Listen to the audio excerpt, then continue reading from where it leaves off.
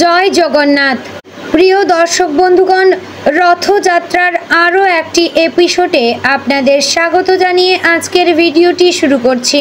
পৃথিবীর বহু ধর্মীয় উৎসব বা রীতির পেছনে লুকিয়ে থাকে প্রাচীন সংস্কৃতি, বিশ্বাস এবং আধ্যাত্মিক দর্শনের এক অপার সমুদ্র। ঠিক তেমনই একটি পবিত্র ও মহান উৎসব হল রথযাত্রা। ভগবান জগন্নাথ, বলরাম ও সুভদ্রার সাথে আরোহণ করে গুণ বিচিত্র রথভ্রমণের এক অলৌকিক যাত্রা। এই দিনটি শুধু উৎসব নয়, এটি বিশ্বাস, আচার, প্রার্থনা ও শুভ শক্তির আহ্বান করার একটি মহা সুযোগ। এই রথযাত্রার দিন বহু মানুষ বাড়িতে নানা রকমের আচার পালন করে থাকেন। কেউ উপবাসে থাকেন, কেউ রথে দড়ি টানেন, কেউ প্রসাদ তৈরি করেন, আবার কেউ কেউ বাড়িতে লবণ রাখার মতো বিশেষ এক নিয়ম পালন করেন। কিন্তু আপনি কি জানেন, রথযাত্রার দিন বাড়ির নির্দিষ্ট একটি স্থানে লবণ রাখলে জীবনে শান্তি, ধন সম্পদ, রোগমুক্তি এবং নেতিবাচক শক্তির প্রভাব কাটিয়ে শুভ ফল লাভ করা সম্ভব? হ্যাঁ বন্ধু, এই প্রথার পেছনে আছে এক রহস্যময় বিজ্ঞান, ধর্মীয় যুক্তি ও বাস্তব অভিজ্ঞতা। আজ আমরা জানব কেন রথযাত্রার দিন বাড়িতে লবণ রাখা হয়, কোন স্থানে এবং কিভাবে রাখা হয়, এর ধর্মীয় ও তান্ত্রিক ব্যাখ্যা কি রয়েছে, এর বাস্তব এবং বৈজ্ঞানিক দিক কি বলছে, এবং এর কি কি উপকার হয়, কোন কোন ভুল করলে এর ফল নষ্ট হয়ে যায়, আর আপনি কিভাবে নিজের জীবনে এই নিয়ম প্রয়োগ করে আপনার জীবনে পরিবর্তন আনতে পারবেন। চলুন তাহলে শুরু করি আজকের এই গভীর আধ্যাত্মিক রথযাত্রার লবণের রহস্য।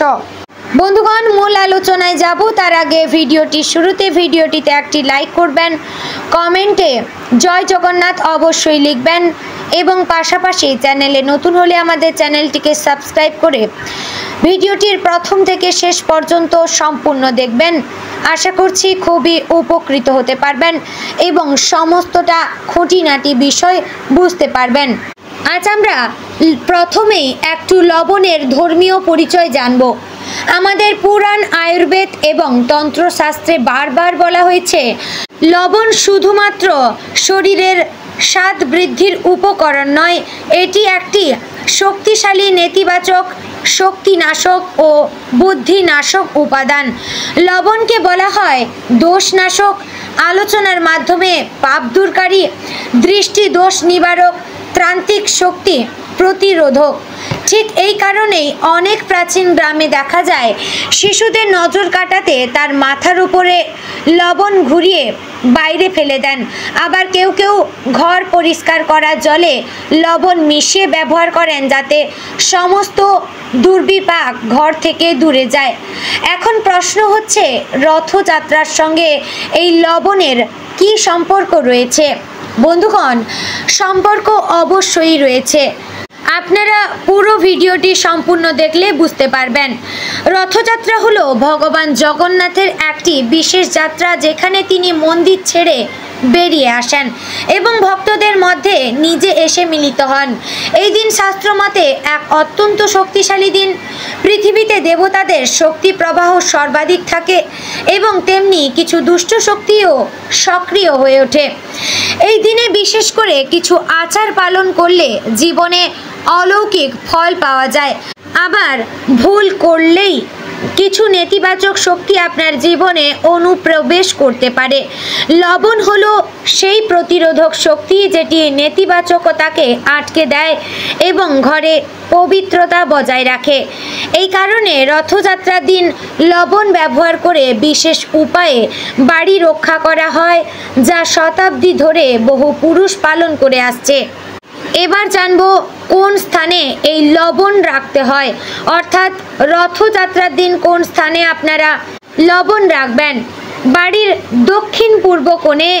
শাস্ত্রমতে অগ্নিদেবের স্থান হচ্ছে এই দক্ষিণ পূর্ব কোণ বা অগ্নিকোণ, যা শক্তি, স্বাস্থ্য ও উজ্জ্বলতার প্রতীক।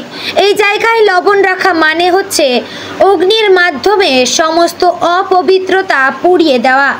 বাড়ির মূল দরজার পাশে একটি কাঁচের পাত্রে, যেদিক দিয়ে আপনারা বাড়িতে সবাই প্রবেশ করেন, সেই দরজার ঠিক একপাশে একটি কাঁচের পাত্রে একটু লবণ রেখে দিলে বাইরের কোনো দুষ্ট শক্তি বা নজর পড়তে পারবে না।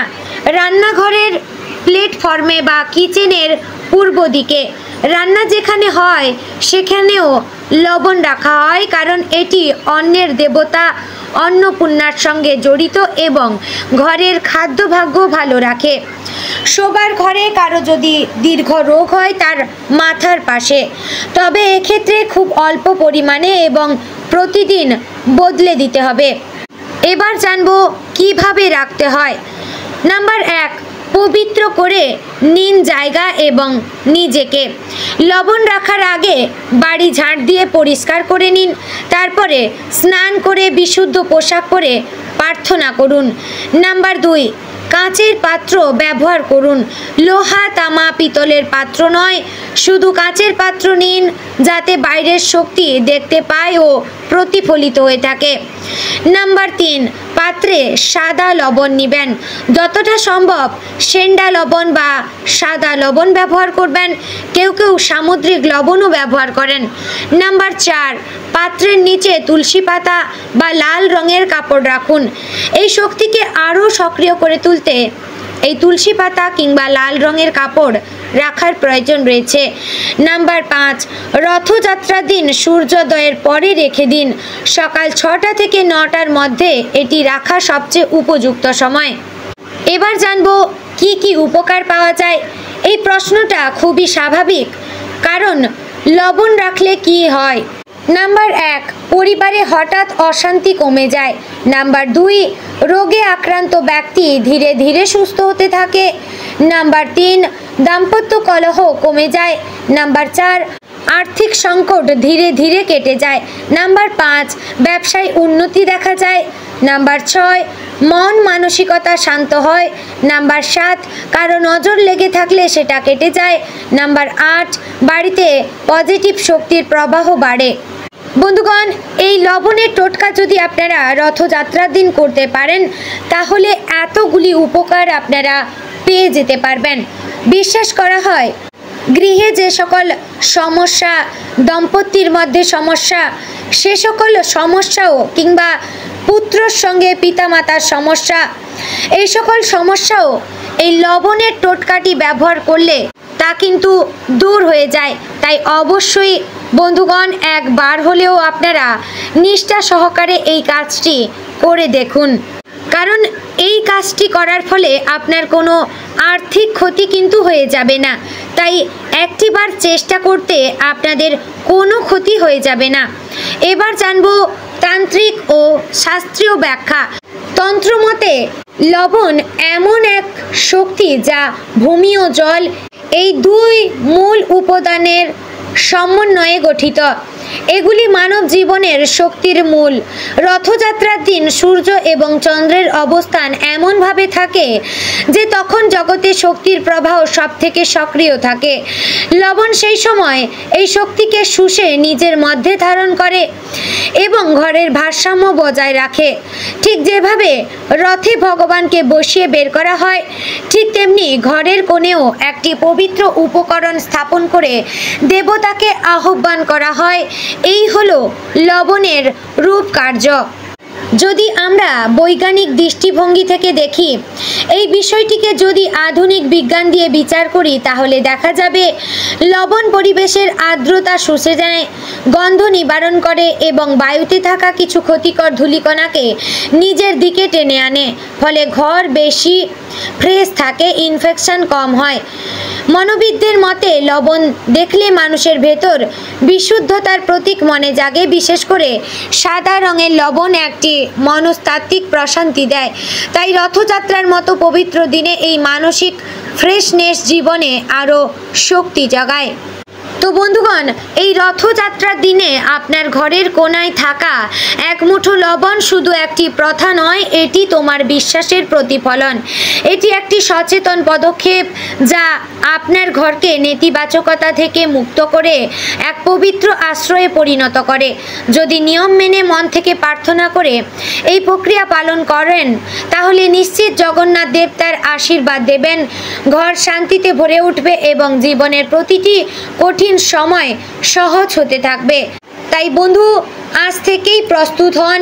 এই রথযাত্রার দিনে এক কাঁচের পাত্রে 1 চিমটি সাদা লবণ রাখবেন এবং আপনার ঘরের সঠিক স্থানে। আর বিশ্বাস করবেন, ঈশ্বর আপনার ঘরে আলো নিয়ে আসবেন। তো বন্ধুগণ, আমি আশা করছি ভিডিওটি আপনাদের ভালো লাগলো এবং আমি ধাপে ধাপে বলে আপনাদের সমস্তটা ভালোভাবে বোঝাতে পারলাম, আপনাদের উপকারে আসলো। যদি ভালো লেগে থাকে, উপকারে লাগে, অবশ্যই লাইক করবেন, কমেন্ট করবেন, ভিডিওটি বন্ধুবান্ধব আত্মীয় স্বজনদের মধ্যে শেয়ার করবেন। চ্যানেলে নতুন হলে আমাদের চ্যানেলটিকে সাবস্ক্রাইব করে আমাদের পাশে থাকবেন। বন্ধুগণ, ভিডিওটি এখানেই শেষ করছি। দেখা হচ্ছে পরের আরও একটি এপিসোডে। ততক্ষণ সুস্থ থাকবেন, ভালো থাকবেন। আরও নতুন কিছু জানার জন্য বিস্তারিতভাবে সর্বদা আমাদের চ্যানেলটিকে ফলো রাখবেন। জয় জগন্নাথ, জয় শ্রীকৃষ্ণ, রাধে রাধে।